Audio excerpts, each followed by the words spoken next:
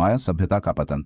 माया सभ्यता की खोज और इसके रहस्यों को उजागर करने की प्रक्रिया 16वीं शताब्दी में शुरू हुई, जब स्पेनिश विजेता कॉन्क्विस्टाडोर्स मध्य अमेरिका पहुंचे। हालांकि यह सभ्यता पहले से ही अपने पतन के चरण में थी।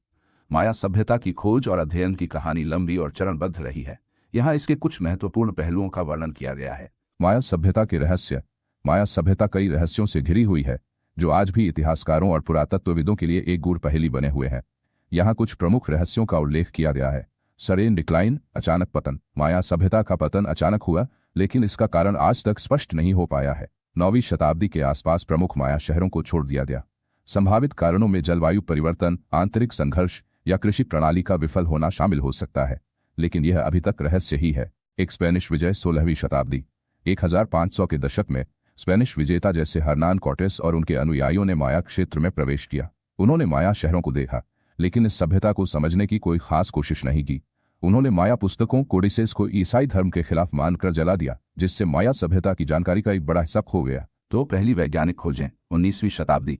19वीं शताब्दी में यूरोपीय और अमेरिकी अन्वेषकों और पुरातत्वविदों ने माया खंडहरों की खोज शुरू की। इनमें से सबसे प्रमुख थे जॉन लॉयड स्टीफंस और फ्रेडरिक कैथरवुड, जिन्होंने 1839-1841 के बीच माया शहरों की यात्रा की और अपने अनुभवों को पुस्तक incidents of travel in central America, Chiapas and Yucatan में वर्णित किया। उन्होंने कोपान, पालेंक और उक्समाल जैसे माया शहरों की खोज की और उनके स्केच और विवरण तैयार किए, जिससे पश्चिमी दुनिया को माया सभ्यता के बारे में पहली बार विस्तृत जानकारी मिली।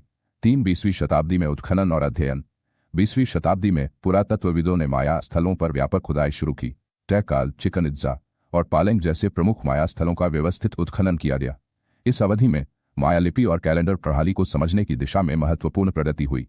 टैटल, गॉर्डन विली और एल्फ्रेड माउसली जैसे प्रमुख पुरातत्वविदों ने माया संस्कृति और इतिहास के बारे में गहन अध्ययन किया। 4 माया लिपि का अनुवाद।